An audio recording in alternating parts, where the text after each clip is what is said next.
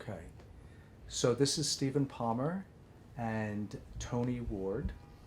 This is June 26, 2018, and we're in Tony and Richard's apartment in Greenwich Village, and we're here to talk about Stonewall for the Stonewall Oral History Project, or whatever it is about Stonewall that matters in this particular circumstance.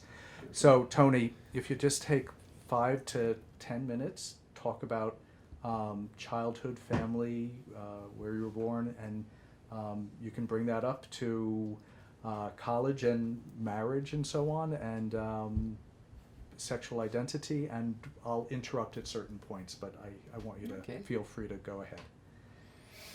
All right. So I was born in 1940 in New York.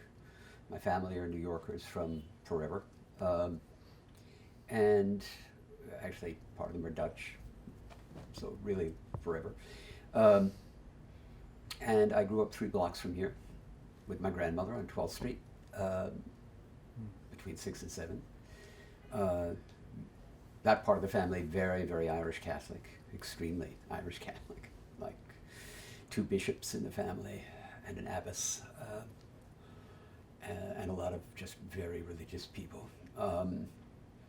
And I went to public school, went to Catholic high school. When I was 15, became a Quaker as part of a sort of a revolution against the family and against what was going on generally in my life at that point. And I'm still a Quaker. What was going on in your life at that time? Oh, just adolescent. I was 15. I was very unhappy. I was, the family had a lot of problems. My father is an alcoholic. My uncle is an alcoholic who I lived with on 12th Street. My half-brother is an alcoholic. So there's a lot of storminess and unpleasantness around. They were also kind of a fallen family. They had money at one point and could never forget that they had it. Hated everybody else as a result. This is an old Irish tradition, in my opinion. I don't know if you ever heard, there's a wonderful Yeats quote about Ireland, which is 4 words: great hate, little room. So that was, anyway, so I grew up in Manhattan, went to school upstate, Rochester, University of Rochester. Went to South America for a year on a scholarship to study linguistics after college, which was kind of a secondary interest. I was going to be a teacher, an elementary school teacher. That was always my ambition. So it was just kind of a fluke that I wound up with a scholarship, but I loved being in South America for a year. And I came back and I joined a Quaker project in East Harlem. And it was supposed to be a volunteer thing for a year. But in about 3 or 4 months, I met my future wife, and we started living together that would have been 1962. And we're very engaged. I wound up staying there for 10 years, 12 years, getting married, starting a school with my wife, an alternative school, a community school. It was a co-op of African American and Hispanic parents that still exists. One time much bigger, used to go up to junior high school, but it kind of got sliced away over the years, back to being just, at this point, 3 daycare centers, I think, is what they run. And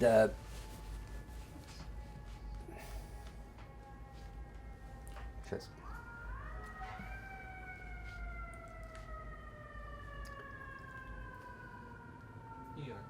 Just when that happens, then we'll just pause. Okay. no, just go like that, no, I'll stop Okay. or something. But as you know, here, that happens every 3 minutes. You gotta be prepared for it.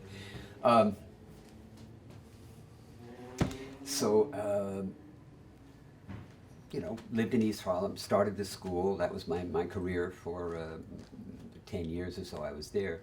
I went to graduate school in anthropology at night while I was working. And then we come up to the moment when I had to deal with the fact that I was gay, which didn't happen until 1972. Obviously growing little by little as an issue in my life. My wife didn't know, and it was very hard to deal with that. She and I are still extremely close, so it was a very difficult thing to come out to her. And once I did that, then I was ready for everything. So it's 19. Yeah, go ahead. So let's back up a little bit then, because I want to get a sense of your consciousness in 1955. You referred to it as rebelling when you went into the Quakers, but when I think of Quakers, I think of peace and justice and so on. And did that have anything to do with where your mind was at? And then, of course, when you opened an alternative school in East Harlem, that comes with an alternative understanding as well. Sure. And if you could just speak to that sensibility. I became quite abruptly a pacifist and very committed to peace, civil rights. Went on my first civil rights demonstrations in the mid-50s, and peace marches, 700 people marching around. And refusing to take cover during civil defense drills. I did all that kind of stuff. But the commitment, I had a very strong urge to work with young children. Basically, my career was all in early education and childcare. Those were the issues I worked on always. So, what more can I tell you? I was outraged at the quality of education for poor children, immigrant children, working class children, and wanted to do something about it. And the school in East Harlem was meant to be to address that issue, which it did pretty well. It was a very, very lively place and had a lot of good things happening out of it. Eventually, the parents were the governing board of the school and worked in the school, so it was a tremendous education for the parents in many ways. Eventually, they started, after I'd left, they had a college program where they got, I think, over 50 people eventually got college degrees from Bank Street College and Goddard College, a special program they set up for the school. And these were all working class East Harlem, African American and mostly Puerto Rican parents who did it. So that was work I really cared about, and it was a tremendous struggle. It was a great political struggle. When we had our first year's funding was, during the early part of the war on poverty, so there was money just being thrown around every place, as any conservative will tell you. And we got a first grant that got us started, but then trying to find permanent funding for the school and establish it on a stable basis was basically an enormous political fight. One thing was that public funds for daycare centers had gone traditionally only to very traditional social agencies in New York, and there weren't that many of them. And they had a very hard time dealing with the idea that parents would be the board of directors, especially poor parents, black parents, Hispanic parents. So we had some tremendous fights with the city and demonstrations. We formed, very quickly, we began to make alliances with other community groups in the city. So we were allied with other groups that were trying the same kind of thing. We were a little bit ahead, so we had more money initially. But they also got going, and it became a whole movement for expanding daycare. And it happened very rapidly. We went from something like 90 daycare centers in the city when I started to almost 500 toward the end of the 60s. Not just me. I mean, this is, there was a whole movement of the period that was going on. So that was... I appreciate it. I mean, and that's a lovely setup. Your sense of the importance of education and inclusion comes early on. Yeah. All right. Yeah. So, and then the other parallel track is your sense of your sexuality at the time. Well, I think probably a lot of gay people have the same story. When I was 12, I was a fairly precocious child, so I said to myself, you are homosexual. That's what you are. That's what this is called. That's why you feel these ways. But for me, it was interesting. As I say, I come from a family with alcoholics, many alcoholics. In fact, all of my male relatives. And I thought, well, this is just my thing. It's not a good thing. I have to suppress it. Luckily, I can. I thought I won't take that first drink. And I managed to stick to that for a long time. I mean, for several years, I had maybe, once a year, some odd chance would happen where I would wind up having sex very unhappily with somebody and feeling bad about it afterwards. Not morally guilty. I didn't feel like this was like a sin. I'd gotten over that. Part of my leaving the Catholic Church was, you mean every time I masturbate, I'm committing a moral sin? No, right? Every time you do something cruel to another human being, that's a mortal sin, maybe. But so I didn't have any sense of sin. I just thought it can't be. I can't live like that. I want a family. I want children. Mm-hmm. And I want to do interesting work in areas where homosexuals would not be allowed to do it. So that was what kind of basically areas? Well, social services, political organizing, which became more and more my work as time went on, and working with young children. And you can imagine in 1962 how coming out as a homosexual would have affected all that work. So it was just... No, it'd go over like a turd in a punch bowl. You mentioned how that would be seen in political organizing, so considered liberal, progressive political organizing. Can you talk about how homosexuality was viewed, or your sense of it, in the lefty causes that you were part of at the time? I can't. I think it simply didn't come up.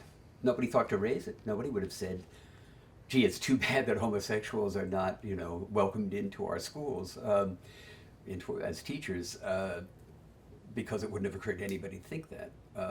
So it was never talked about. I mean, I suppose I had the usual number of homophobic remarks I may have heard over the years, but also I moved in liberal circles, Quaker circles. Quakers, as you may know, had in the mid-50s had put out a statement called the Quaker View of Sex, which was basically the view that what counts is the relationship and the way people treat each other, and that the act of sex is not the key factor. Whatever you're doing sexually, the only thing that counts morally is how you're dealing with the other person. What year was this? 55, I think. When I first became a Quaker, I remember this was sort of Quakers, as you know, there's no central direction, so a group does this and then it circulates among Quakers and gets argued about endlessly. But it was around. How did that affect you when you read that at the time? Or when I had already on my own concluded this is not a moral issue. It's a practical issue. I didn't have the feeling that it was sick either. I just thought it was, as I say, I thought the parallel was my father is an alcoholic, and it's ruined his life, and I'm a homosexual, but fortunately, unlike him, I can suppress it. So I don't think I was alone in this. I'm sure there were a lot of other people with the same attitudes. I didn't think it was a sin. I just thought it was impossible. You couldn't do it. Did you know other gay people at the time? No. And what happened, I think, finally, quite apart from just getting older and getting more in touch a little bit with my inner being, I began to know a couple of gay people. I tricked with someone. This is about a year before I came out. And the difference was that for the first time he became a friend. Before that I'd had sex casually, once a year, maybe by that time probably a little more often, 2 or 3 times a year. But with him, we immediately hit it off, quite apart from the sex. We didn't have any more sex, we just became very close friends. And that was significant, the idea that I could be very close to someone. And I also had another influence, which I wish I could remember the guy's name. I had a huge volunteer program in East Harlem. I had about 125 volunteers working for me from schools in the city, mostly high school and college students. And this young Puerto Rican college student from NYU, Puerto Rican at NYU in 1963, 64. This is a new thing. And he was very troubled. He was overweight. He had, a lot of acne. He didn't know if he was brown or black or white. I mean, he talked to me about this. He didn't know if he was brown or black or white, and what did it mean that he was going to NYU, and where was his future going to be. And he was a really nice guy, and I liked him, and so we talked a lot. Me being very, very supportive and friendly and warm, because I cared about him as a young person, but never mentioning sexuality. He didn't, and I didn't. But then about 4 years later, would have been 69. I don't know if you remember, there was a huge explosion in NYU right after Stonewall. A gay group tried to hold a dance at NYU. I don't remember the details much, but it produced this, as everything did in those days. It was like a sudden explosion of activity and, conflict and so on around the issue. And one day he came to see me. I hadn't seen him in maybe 4 years at that point. And suddenly he had lost weight. He didn't have acne anymore. And he had a tremendous dynamism, and he'd become head of the gay group at NYU. And again, I was very supportive of his coming out, without ever mentioning anything about myself, of course. I was much older and a wise mentor so for this guy. I don't think he ever knows that he had this impact on me, because I realized over the course of months and years later that seeing his transformation over those years, and how coming to terms with his homosexuality had resolved all these other issues that he had talked through with me over and over again, of confusion and and so on. And here suddenly he was dynamic and positive and sure of himself, and I'm sure fucking like a rabbit, I hope. I never had a chance to thank him, because I really never saw him again, but it had an influence on me. So this is all in probably 70, 71, all this stuff stirring around in me. And I went to a conference in in graduate school. I was getting a doctorate in anthropology, so I went to a conference in Montreal and stayed with somebody who my friend Bert, the gay guy who I'd become friendly with, made a connection for me. And he had somebody else staying there, a young German guy, and we slept together, and I fell in love in, it may have been 5 minutes, maybe it took 10, and I was madly in love with him. He was also coming out of a relationship with a woman on his way back to Germany. So he visited me in New York, and basically, I still remember, he said to me at one point, he said, "Does your wife know?" I said, "No." And he said, "You should tell her." And we just said it very flatly, not judgmentally or anything. He just said, "Oh, you should tell her." And I did. I took it from him, and I think 2 or 3 days later I told her. And then, I don't know, I'm sure everybody else has been in a similar situation. Remember, it was this year and a half of just utter confusion, explosion of gay life, dealing with my wife and how we were going to work all this out, telling all my friends. I told my assistant director at the school at that point, who was a good friend. She was the first person from the school that I told. And I said, she said, "Well, do you want me to keep this confidential?" I said, "No, I'm telling you because I want you to tell everybody as quickly as possible. Let's get this over with." And she said, "Well, that's interesting, because one of your other employees here is also gay, but he asked me not to tell anyone." So this is Dorothy Stoneman. So anyway, I came out like that, and Carmen and I spent, a year, more than a year, trying to figure out what to do. I really didn't want to leave, but I didn't. There didn't seem any way not to. Eventually, after several months, I decided that I really had to leave, and she decided that the way we should do it is she would move out for 6 months to get her act together and deal with things, and I would take care of the kids. So I did for about 6 months. While she actually lived with Dorothy, very nearby, and was by every day and saw the kids constantly. But she was leaving it to me to deal with them, and she was, as I say, getting herself together. She had started going to college, And so she was busy with that, and so on. And How did the family take the news? my family, you mean, or you mean my children and Yeah. so on? You know, the really terrible thing is, I don't know, because I didn't interact with them about it. A really horrible thing is that one of my daughters, I have 3 daughters, one of them is gay. And talking about it many years ago, she said that she had first realized she was gay and was first, having sex with a friend when she was 14. And that was just about it. That's when I was coming out, 13. I was coming out. So I was dealing with it at the same time she was experiencing it. And we never talked about it. It wasn't until 10 years later that I knew she was gay. It was when we were walking down the street and I mentioned that I had a membership at Paradise Garage. And she exploded and said, "Oh, take me, take me, take me. I don't want to go. It's fine." And we, bit by bit, I figured out that she was gay. Did she mention how you coming out at that point affected her coming out? Or No, we haven't talked about that. Mm-hmm. I mean, we talk all the time. We see her a lot, but I never got into that. Mm-hmm. Mm-hmm. My wife's family, she comes from an enormous, truly enormous Puerto Rican family. She is the head of it, but there are probably 100 people. She was one of 8 children. All of them got married. All of them had children. All of the children got married and had children, as Puerto Ricans are known to do. And now, the last time her mother had a gathering of the whole family, it was 75 people, and that was 10 years ago because her mother died.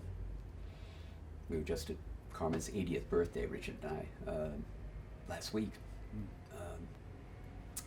So that's kind of the way it was. What happened was that my friend Wolfgang had gone back to Germany, and we had assumed that he'd be coming back to the U.S., and he couldn't get a visa. He didn't have employment. He couldn't get a visa. And I impulsively said, well, I'll go to Germany. Country I'd never been to and whose language I didn't speak. I was ending my graduate studies and ready to do my doctoral thesis, doctoral research, and it was going to be of immigrant groups in a large modern city, industrial city, and so Berlin. And my doctoral studies were of the Spanish immigrants living in Berlin, the community of Spanish immigrants. And I got a grant from Ford Foundation to go do this. I didn't tell them it was to be with Wolfgang. I told them it was to go study my field. So I left, which in some ways was good. I think it's probably the only way I could have had, as much of a break with the family as I needed. I stayed in Germany for 2.5 years. I came back for a month at one point, partly just to see the family. But was with Wolfgang for about 3 months when we broke up. This again, what gay person has not gone through this? When you first come out, you're about 14 years old in terms of your sexuality and your emotions. So, and he was too, even though we were both in our early 30s by that time. So we had a very stormy 3 months. And I broke up with him, and a month later I met my German lover, who I was with for the rest of the time in Germany, and who he's the one I just mentioned. I wrote to about the situation in Germany, and he wrote me about his problems the other day.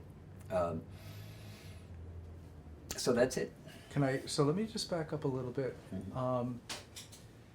It was 1969. It seems like things are beginning to percolate a little bit internally for you. Yeah. It almost sounds like your personal Stonewall was your friendship with the rejoining with the Puerto Rican fellow who came out. Yeah. What was your sense of Stonewall and what was happening at that time? I was very glad that those people were standing up for their rights. I was a good liberal, of course. I was totally supportive of anybody who was, different sexually or any other way. So, of course. I'm sure it did influence me. I mean, it couldn't not if you were if you were secretly gay, it couldn't help but have a huge impact on you that this was going on. The first year, it did seem very far away. I was a married father of children running a program.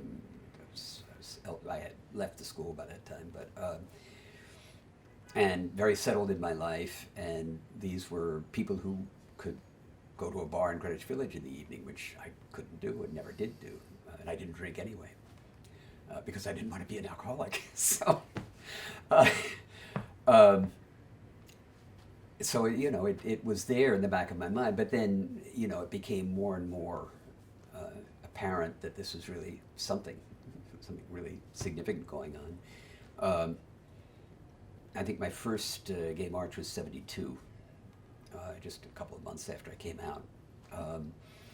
So I went to that, and then I left for Germany. But in Germany, I was very active in the Homosexuality Was Viewed, the first gay group founded in West Berlin. And that was a big part of my contacts in Germany for the first couple of years I was there. I was very active with the group. Two questions then. Well, actually, let me go right to the group that you were in Berlin. Was that in any way affected by what happened here? Oh, in sure. the States, Oh, no, Stonewall? it was totally. Could you talk about that? Yeah, it was totally modeled on the I mean, I think being Germans, being not American, they probably wouldn't want to admit quite how much it was influenced by the American model, but of course it was. It all sprung up in Germany very rapidly in the couple of years after Stonewall, as it did in so many other countries, so many other places. And it was Homosexuality Was Viewed because there was another one in Hamburg and another one in Köln and another one in Frankfurt and so on. So it was a big movement fairly quickly. Holding demonstrations, and we were German, we had study groups. So, and we not only had study groups, we were German, they all had a political direction. Each one had a different political direction. We had a Maoist study group and a hardline communist study group and a left socialist study group. And my group, which was called Relativ heiter doch streng sozialistisch, which means relatively lighthearted but nevertheless strictly socialist. This is a good motto. So they were very active. We did demonstrations, we had, protests, we did petitions, we had a center, we had regular meetings, parties. Again, this is Germany. You got to picture the head of the Maoist faction, hardline Maoist faction, coming to one of the parties in a pillbox hat and a clutch purse and low heels, and standing up and singing the aria of the Queen of the Night quite well in the middle of the party. It's interesting you're talking about this group because it's reminiscent in a way, I don't want to conflate it too much, with the Gay Liberation Front, which had several different cells. Sure. Right? Yeah. I'm sure the model was. I mean, I hadn't been that much of a participant in GLF. It was. I more went to the marches and went to the bars, but I wasn't very organizationally involved at that point here. But then once I got there, I was totally. But I'm sure some of them had already been to America, had already been to some of those meetings. I don't remember them telling me that specifically, but they were middle-class German young people who traveled, and I'm sure they had done that. So it was, it had its German, edges to it. As I say, the aria of the Queen of the Night is not something you would have heard necessarily in a meeting here, but, and I don't think there would have been as strict a political definition of each of the subgroups as there was there.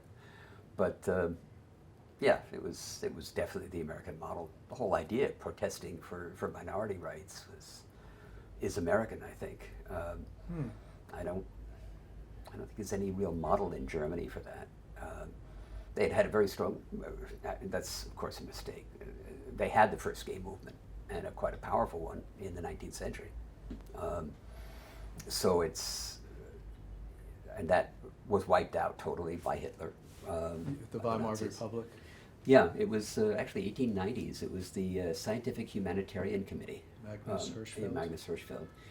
One of the things we did, which was fascinating, was each of the study groups took on a part of it. We went through all of the records of the Scientific Humanitarian Committee, which had been saved somewhere from the Nazi fires.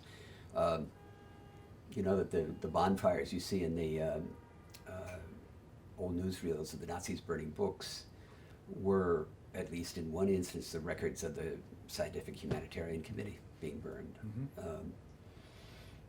So we had studied all of that and so on, but then it comes to this absolute end. I mean, complete wipeout as of 1933. People are exiled or killed or jailed. So there was very much a sense, I think, among the group that we were reviving this, this former pride of Germany of having this movement before anyone else. While you were living in Berlin, did you know if this movement, a gay movement, was happening in other European countries as well, or were you really just focused on what was happening? It was mostly in Berlin, yeah. I didn't, I mean, I'm sure there were, and actually we had, oh no, of course. We went to Amsterdam once in a while because we had kind of a exchange program. They would come visit us in West Berlin because it was nicer than Amsterdam, and we'd go there because it was nicer than West Berlin. But the Amsterdam, of course, had a gay organization that nearly became the Royal Gay Organization. They almost got the royal seal, but at the last minute, apparently the Queen decided that she didn't really think she wanted to do that. So there was a regular gay organization there, which I went to when I was in Amsterdam. It was such an explosion, at least in northwestern Europe and the Anglo-Saxon world. I think there was an incredible explosion of this stuff. What was going on in Spain, Italy, well, Spain, we won't even speak about that, was still Franco, but although I was in Barcelona while Franco was still only half dead, and there was a lively gay community in Barcelona, I remember. So yeah, I don't know much about the rest of Europe. I only know about. And also during the early 70s, you still have the counterculture hanging around, and you're talking about being in Amsterdam. What was your sense of the interface of the counterculture with the gay movement at that time? Oh, I think the same as here. There was a complete overlap. I mean, it was just we were an edge of the general countercultural movement in Germany, which was very strong at the time. I mean, they had all kinds of rebellious groups and New Age groups going on. So the gay movement was just one piece of it. It was somewhat more organized and more directed than the others, but it was definitely part of a cultural, movement of that side at that time. So it was, we fit right in a way in the left circles in Berlin, even though, of course, it's also Germany. Endless arguments among the left groups about their attitude toward Homosexuality Was Viewed. But then the subgroups, one of their purposes was that they were the liaison, so the communist group could link to the Communist Party of Germany, and the Maoist groups to whatever organized Maoist groups were out there, and the socialists to the socialists, and so on. So that went on. I mean, you could. Did that help ameliorate the tension of the old guard who had homophobic understanding? I think Richard once said that he felt Marx was partly responsible for homophobia on the left. Could be. I mean, it could be. Yeah, I think there was a sense of that, but it was, I mean, here were young people who were, fierce leftists who were also homosexual and openly homosexual, and I think there was quite a bit of communication because we were independent socialists in a sense. In my group, our group did not do that much, but I had a sense, I remember, that the more organized left groups within the HAV were regularly talking to and arguing with the people in the left parties. And West Berlin was such a stew also, as I guess everybody knows at that time. It was an amazing place. It was like the island in the sky cut off from the whole world and with this intense cultural and social and political life internally. So it's a little hard to draw parallels from there to the rest of Europe or the rest of Germany even. I wanted to mention one thing before we get into the Gay Academics Union and so on. The woman who I interviewed the other evening, who was part of the Gay Liberation Front, went to NYU also, and in '67 helped start the Young Homophile League Oh, yes. at Yeah. NYU. And she does admit that Stephen Donaldson started their Homophile League maybe just a moment before at Columbia, but in 1967 Wow. it was percolating already. Yeah. And I wonder if that young man who you're talking about if that was the gay group at NYU that he was part of. I don't remember, this is a conversation that I had 50 years ago. So I don't remember the details. I do remember there was some kind of great brouhaha. There was an event that the gays wanted and the college didn't, and a huge clash about it, and a lot of militancy on the part of the gay people, with him as very much, involved in that. That's really what I know. So let's talk about coming back here and being part of the Gay Academic Union and Yeah. how that started with you and what the group was about. Yeah, I guess, to start with my, this is the battle of the PhDs. My friend, the one I mentioned, who I became close friends with before I came out, he was a professor of history. I was getting my PhD in anthropology, so it was, and then through that friend, I had found a place to stay just after I moved out of my house before I went to Germany for 2 months in an apartment on the Upper West Side with this academic named John D'Amelio, who was getting his doctorate in history. So it wasn't a big reach for us to decide, hey, we should get together all the academics. I don't mean just the three of us. I'm just saying, it didn't take long for a lot of PhDs around the country to realize, oh, we should get together. And it actually started, if I remember correctly, in '74. It was when I was home for the summer, as I remember, that the thing was just starting. In fact, I remember that there was a moment when a couple of us were supposed to write up not a constitution, but kind of just an outline of how the organization would run, what kind of governance and so on. And I was involved in that, quite involved, because I had done it a lot for other community groups and as part of my political work. So I'm pretty sure it was '74 that the group was just really coming into existence. And then, of course, through that, you met a lot of other people in the usual ways. So I saw the beginning of the group, and then I moved away. I was back in Germany for a year and a half. And then when I came back, the group was thriving. We, a group of us, formed a subgroup that was Marxist, gay Marxist group. It was Jonathan Katz, John D'Amelio, I'm trying to think of the other people in it, David Rogensack.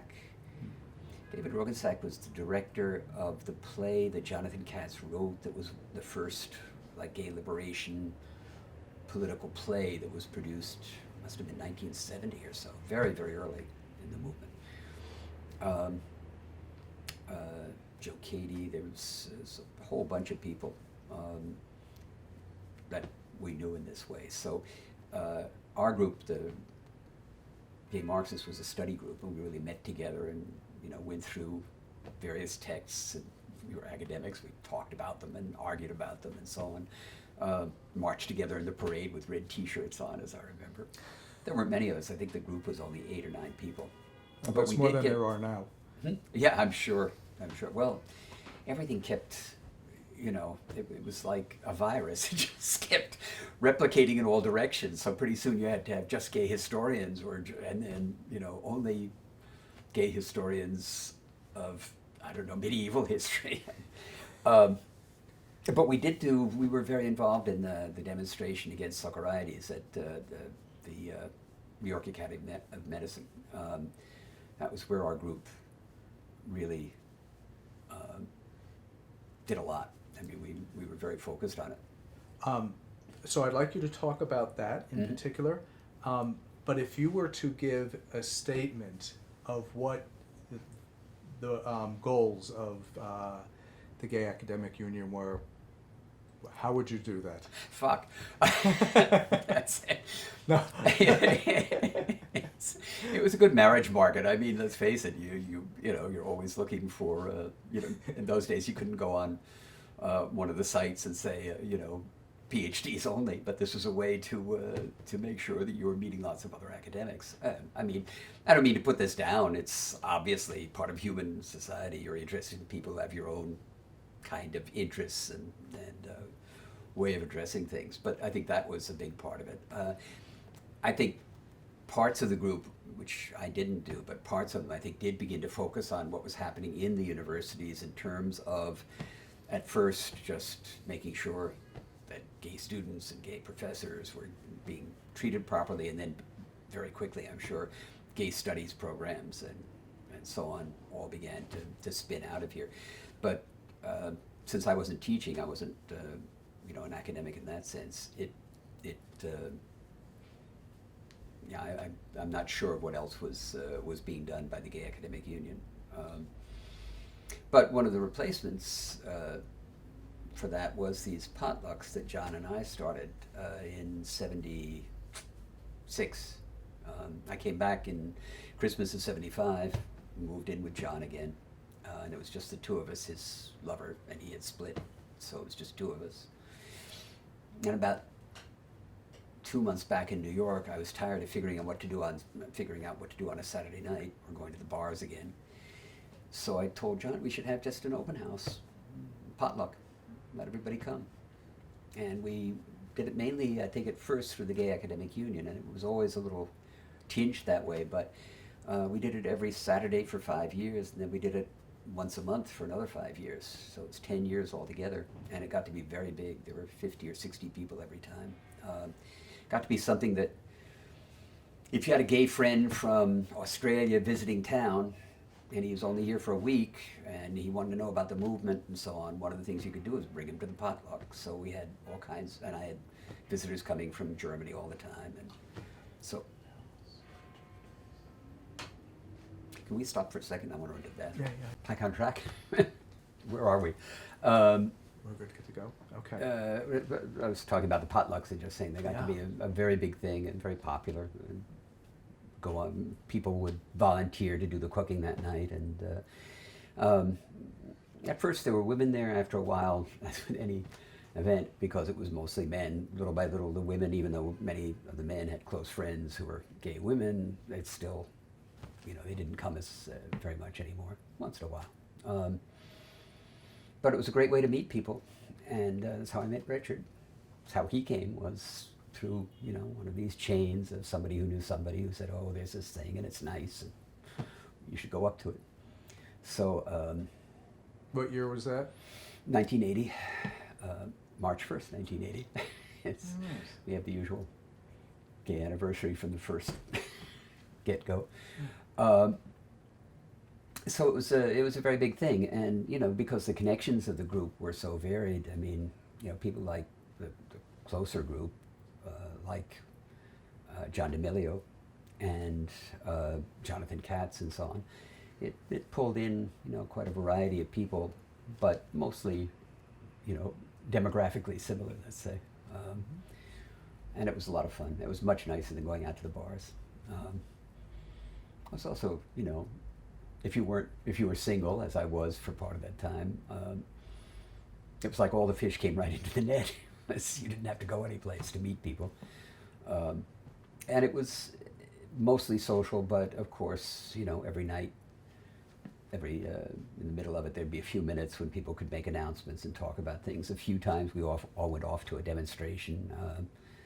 Remember one time we demonstrated, there was a bar on 3rd Avenue. I don't know if you've ever heard of this demo. There was a bar on Upper 3rd Avenue, like at 90th Street, that had a big fire hatchet on the wall, and somebody had put a big label on it, large letters, that said "Fairy Swatter." And somebody, I can't remember who, had planned to zap them. This was the era of zaps, and this was a zap. And came to the dinner that night and said, we're doing this, and this is why, and you all should come. So we all did. There must have been 30 or 40 of us. and the usual, several people went inside and started making a lot of noise inside while the rest of us made a lot of noise outside, and they took down the hatchet and they never put it up again, of course. I mean, this is a scene that must have been repeated 1,000 times, a couple of thousand times all over the country in all kinds of places. But it was fun. Could you define ZAP real quick for the Oh, youngsters? As ZAP, which was a quick demonstration in which you made a lot of noise and embarrassed people and created such a stir that a business like this bar really never wanted you to come back again and would do anything to keep you from coming back again. And it was done all the time to all kinds of different places. Anything that was objectionable or anti-gay, some group would decide to zap them. I guess the essence of ZAP is that it was quick and one time and really militant and disruptive and very effective against businesses, for instance, who couldn't afford to lose the business by having a bunch of screaming gay people outside or inside. And we all loved it. I just lost the log here. Tony, if you wouldn't mind just repeating the conversation we just had, I'm sorry. It was Ask me the question again, I guess. Last bit, the description of what ZAP is. Oh, You missed that too? Okay. It stopped in the middle of Oh, the okay. description. All right, we're going to have definitions moment here. One is ZAP, the second one is trick, Oh, all right. okay? And then we'll get off to the tensions between men and women in the Gay Academics Union. Okay, so a ZAP is a noisy and very militant demonstration, usually just one time, directed against a very specific target. As I mentioned, the fairy swatter in this bar, right? And it was quite effective as a tactic, as was proved several thousand times around the country, I think, because it was very embarrassing to businesses. They would do anything to avoid getting zapped again once they'd experienced it. So this bar, for instance, never put the fairy swatter back up and probably wouldn't dare. I'm sure they felt like there's somebody looking all the time and checking to see whether it's there. So it's a very effective tactic, and it was a lot of fun besides, because you love telling them to go screw themselves. Right. So is that enough of a definition of a ZAP, or do you want more? No, that's good. That's Yeah. good. And the word trick. The word trick means somebody you meet, talk to for 10 minutes, and then go fuck. I mean, which may end there, or can be the beginning of a 40-year marriage, or it can be, the beginning of a lifelong friendship, as it's been for several people that I'm still very close to. I love hearing the word trick. It's no longer in gay parlance, and when I lived in Is that right? Geez, that Castro shows how in old I am. 1980, it was Yeah. everybody was tricking all the time. Sure. And I don't know, has anybody heard the word trick before? Have you ever heard this? Yeah. Yeah, but you've heard a lot of these interviews, but yeah. Yeah, it's So- both a verb and a noun. You could. That's right. I can trick, and I met a trick. Yeah. I have had chat. Yeah. Okay, so, and if you could also speak about the tensions between men and women in the Gay Academic Union. Yeah, I think I found it, I was aware of it. I thought it was perfectly normal. I mean, it seemed to me quite logical that women would worry about and be concerned about and would, point out that men were doing what men do, even if we were gay men. So it seemed to me normal that there would be some tensions. The Constitution is much too glorified a word, but the sort of little plan of how to organize the group that we came up with, I remember it emphasized keeping the governance of the group 50-50, making sure there were women as well as men, in equal proportion to the men at any level of the organization. But then I left for a year and a half, so I don't know where it went from there. I assume that there were more tensions because there were more tensions every place in the gay movement, and in fact, every place in the world outside the gay movement. Probably a little more acute within the gay movement because issues of gender and sexuality were so much at the forefront because people were thinking about them so hard as lesbians, as gay men, as sexual rebels. So it's to me it was just normal. I did not have that much more contact with the academic union after I came back, except informally through the friends who were in it, like John D'Amelio and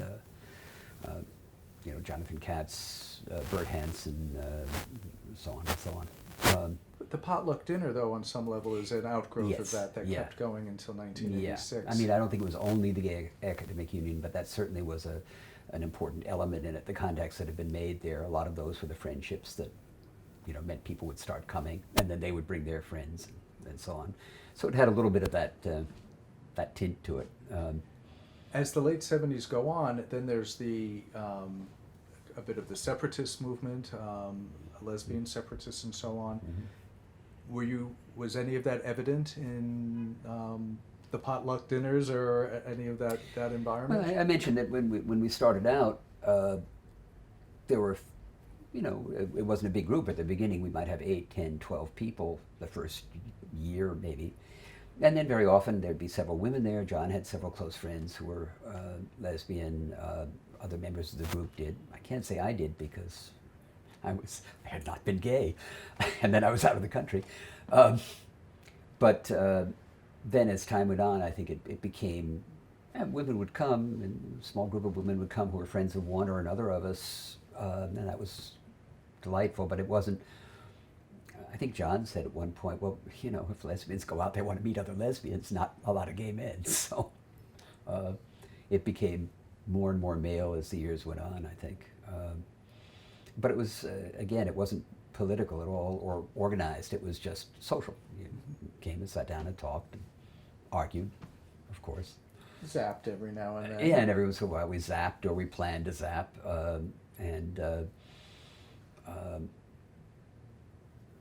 But that, again, the subgroup, the gay Marxists that I was part of, that was the group that met every week. There were, I think, 8 of us. And that was the group that planned another zap at the Academy of Medicine against Socarides. You want to, okay. Yeah, I'd love to hear what Yeah, happens and there. we somehow got an announcement. Well, we were academics, so of course we were all on all the right mailing lists. Somebody got an announcement that Socarides would be speaking on homosexuality at the New York Academy of Medicine up there on 103rd and 5th Avenue. And people did not like that. Lots of people didn't like it, but our group decided to do a zap. And the way we did it was Jonathan Katz wrote a piece that would be delivered orally at this meeting with Socarides. And we each were assigned a part of it. We each, knew what we were supposed to. It was, a screed about gay rights and gays are human too. Well written because it was Jonathan who did it, and with proper historical references at a couple of points. But the whole thing, if all of us talked, it would have taken, there were 8 of us, it might have taken 10 minutes, maybe less, 8 minutes to get through it, because each of us had like a 1-minute part, a paragraph or 2 that we would do. But we got to the Academy of Medicine, and there was this vast crowd of people demonstrating all around it. It was wonderful. And we went inside, and they weren't letting anybody except the invited guests go upstairs. So we all sat down in the lobby. I remember these very dignified New Yorkers who come to Academy of Medicine kinds of events, sort of gingerly stepping over the bodies as they moved toward the elevator. But we couldn't get into the room, except that one of our group, had come from work, and he was in his suit. And he looked very academic and proper. And at one point, I decided, I and another member of the group stormed the stairway going up. There were guards there. So we stormed the stairway, and the guards, of course, stopped us. We didn't really get manhandled much, but we physically pushed against them, and they pushed us back. But it distracted them. And he went up the stairs right next to them. And I still remember him turning and looking with great disapproval on us, like, oh, these people. And the guards just, didn't even notice they had gone by. And about 20 minutes later, he came down through the lobby again and came over to us where we were sitting on the floor and just passed the word from one to another of us, come outside. And we did. And he said, I found another way. And we went down the block, and there was an emergency door that was propped open with a little piece of, something in it that led to a stairway. And we went up the stairs, and we were in this room that was on the 8th floor or something. We were in this room, which was the huge meeting room where Socrates was going to speak. And so we couldn't believe we'd gotten this far, but we did. We walked in and we scattered. We had agreed beforehand we would sit very separately all over the room, preferably in the middle of aisles and so on. And so we all did that. We all had whistles hidden under our sweaters. And we just waited. I remember, there was this adorable little old New York lady sitting next to me, and she was saying, I'm so worried. I don't know these people. Do you think there's going to be violence? And I tried to be really reassuring without being hypocritical. I said, oh, no, they wouldn't be violent. They're not like that. I wouldn't worry. And about 2 minutes into Socrates, he got up, he began to speak, and I think we had agreed that we would wait for like 90 seconds, and we were all very practiced. The first person stood up on his chair, blew his whistle, and read his paragraph. And as the guards moved to try and remove him, the second person over there stood up on his chair and blew his whistle and recited his part. I think they only got as far as me. I was number 3. And I stood on my chair. I said to the lady as I stood up, I said, I'm sorry. I stood up and blew my whistle and started to recite it. And at that point, the person who was chairing the panel said, well, we're going to have to call off this meeting, obviously. They called off the meeting. And we all went home. Nobody was arrested. A couple of people, the first 2 people, the guards had gotten to them. But since they were in the middle of the aisles, it was hard to extract them. And they were going to do passive resistance. I was too. We would have gone limp. It would have totally disrupted the meeting if they had tried to remove us anyway. So they just gave up. And so far as I know, that's the last time Socrates got to, have his say in some big public, respectable event like that. I never heard this story before. This No? is great.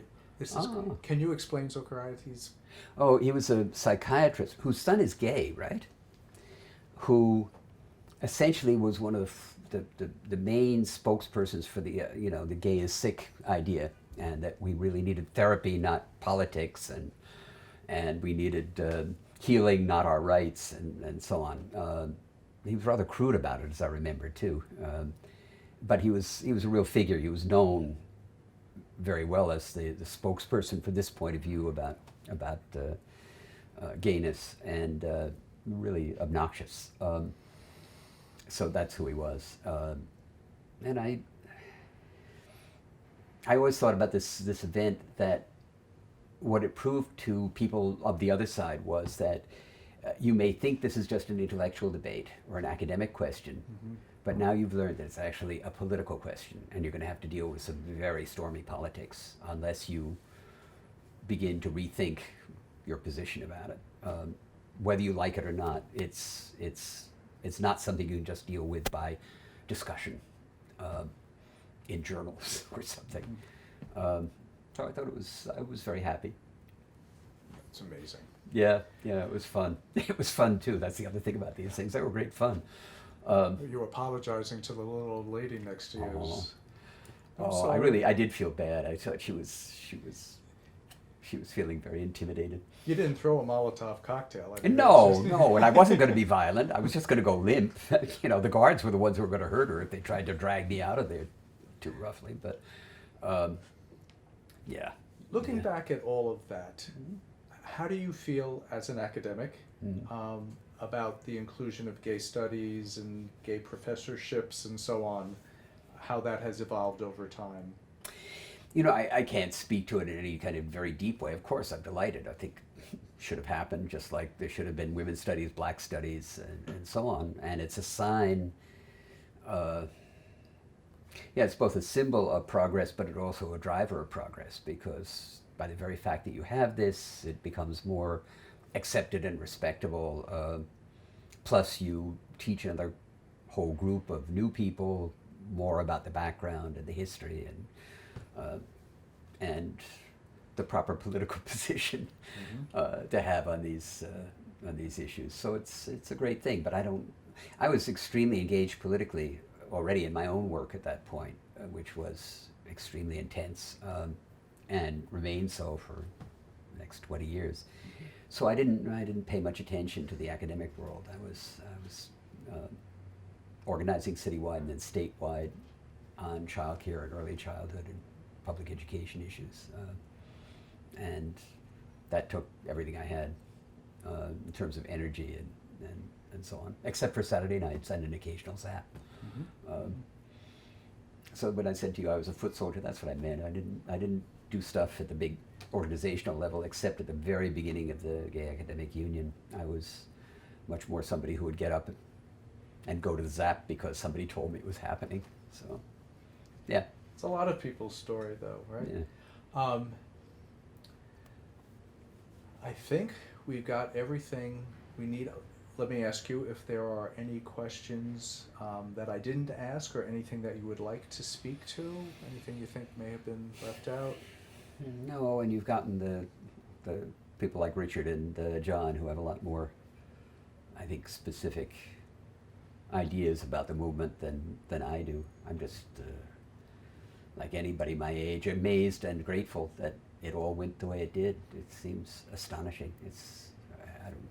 No, you're not. No, none of you are as old as me. So it's almost unbelievable.